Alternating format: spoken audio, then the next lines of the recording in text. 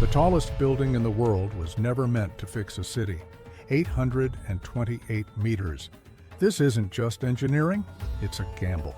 The Burj Khalifa wasn't an urban solution. It was a high-stakes bet to build a city from nothing in one of the most hostile environments on Earth. In this video, you'll see why that decision reshaped Dubai and what it reveals about how we build power, image, and the future. In the early 2000s, Dubai faced a brutal reality. Less than 5% of its GDP came from oil. Its reserves would never last like Abu Dhabi's. And here's the crucial detail. Dubai is just one of the 7 emirates that form the United Arab Emirates. Abu Dhabi, the largest and richest, controls around 90% of the country's oil reserves. Dubai was left with the scraps.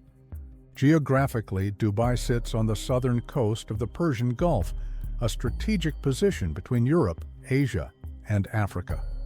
But location doesn't pay the bills when your neighbors are swimming in oil.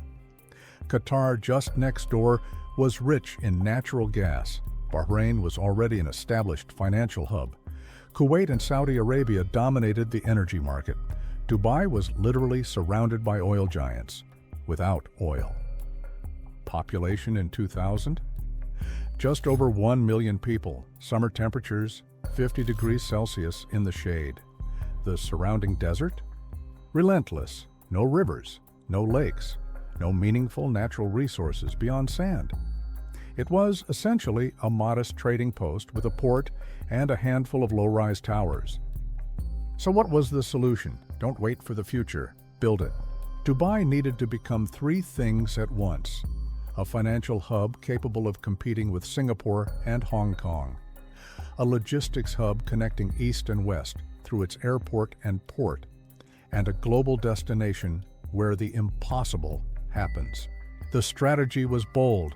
Create free zones where foreign companies could operate with 100% ownership, something rare in the Middle East.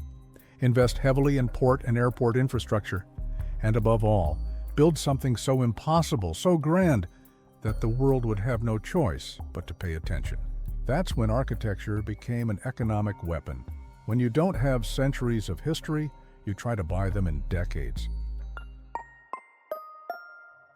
Height has never been accidental. In the Middle Ages, 120-meter cathedrals represented the power of the church. In the 19th century, political towers symbolized the power of the state. In the 20th century, corporate skyscrapers materialized economic power. And in the 21st century, something new emerges, the megatower as global symbolic power. When the Burj project began in 2004, the world's giants were Taipei 101 at 508 meters, the Petronas Towers at 452 meters, and the Sears Tower at 442 meters. The Burj didn't try to win by a margin. It tried to annihilate the competition. 828 meters, more than 60% taller than any building on Earth. That's not efficiency, that's geopolitical messaging. How do you build something that has never existed? Technically, the Burj is a real engineering achievement, not just marketing. Its foundations rely on 192 reinforced concrete piles driven roughly 50 meters into the ground, capable of supporting 450,000 tons. A total of 330,000 cubic meters of concrete were used, pumped over 600 meters high, a world record. And this wasn't ordinary concrete. Compressive strength reaching up to 80 megapascals, ultra-high performance concrete. The structure rises 163 floors above ground. 57 elevators travel at 10 meters per second, about 36 kilometers per hour. But above 400 meters, wind becomes the primary enemy. The solution was ingenious, a Y-shaped geometry combined with stepped setbacks. As the building rises, it changes shape 26 times. Each change disrupts wind vortices, reducing lateral pressure. Maximum sway at the top is about 1.5 meters, and acceleration remains within human comfort limits. This isn't aesthetics, it's applied physics. There's another problem few people consider: pumping water up 828 meters, creates extreme pressure. The solution was a series of intermediate tanks every 40 floors, forming a cascading pumping system with over 15 million liters of storage capacity. The Burj was never just a building. The Burj was conceived as a real estate anchor.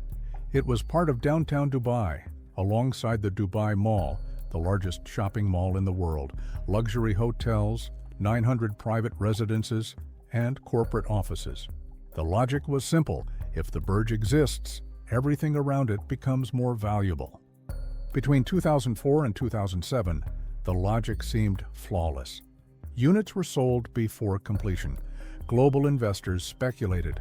Highly leveraged capital flowed freely. Dubai bet that growth plus visibility would generate infinite liquidity.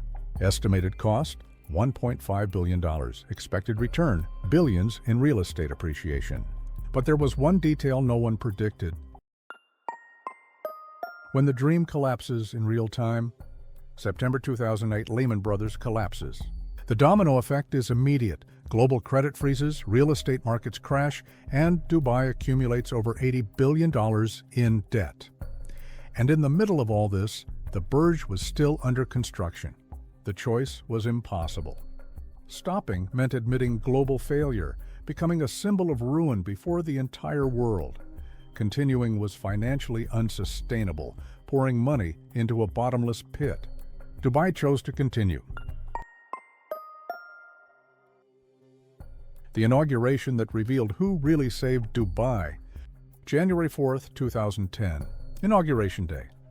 Until the last moment, the official name was Burj Dubai. But on the day of the opening, the name changed. Burj Khalifa, a tribute to Sheikh Khalifa bin Zayed Al Nahyan, ruler of Abu Dhabi. Why? Because Abu Dhabi had just rescued Dubai with a $10 billion bailout. The tallest building in the world was born already in debt. The name doesn't celebrate conquest, it celebrates dependency. So the question remains, does the Burj work? It depends on the metric. If you measure affordable housing, the answer is no. Units cost millions. If you measure human-scale urbanism, also no. Extreme heat, total dependence on air conditioning. If you measure balanced city planning, again, no. Spectacle always outweighs function. Many floors remain empty or underused. But if you measure global visibility, the answer is a resounding yes. Over 25 million visitors per year before the pandemic. If you measure international tourism, Dubai became one of the 5 most visited destinations in the world. If you measure strategic positioning, the city is firmly on the map. And the secondary revenue generated by the Dubai Mall, hotels, and events adds up to billions in returns. The Burj doesn't solve Dubai, the Burj sells Dubai. 2 buildings, 2 crises, 2 philosophies. This leads us to an interesting comparison. The Empire State Building was constructed during the Great Depression in 1931. It remained largely empty for years, earning the nickname Empty State Building. But it was eventually saved and became an icon precisely because it endured. The Burj Khalifa was built during the 2008 financial crisis, but it was born as spectacle. It was already an image before it became an experience. One became a symbol because it survived. The other was designed to be a symbol from day one. And maybe that says more about our time than about the buildings themselves. Oasis, monument, or trap? So I leave you with a question. Is this kind of architecture an oasis in the desert? A monument to power? Or a glass and concrete trap? Leave your opinion in the comments. And if you want to keep exploring the structures that shape the world, subscribe to the channel. Because architecture isn't just form, it's power made material.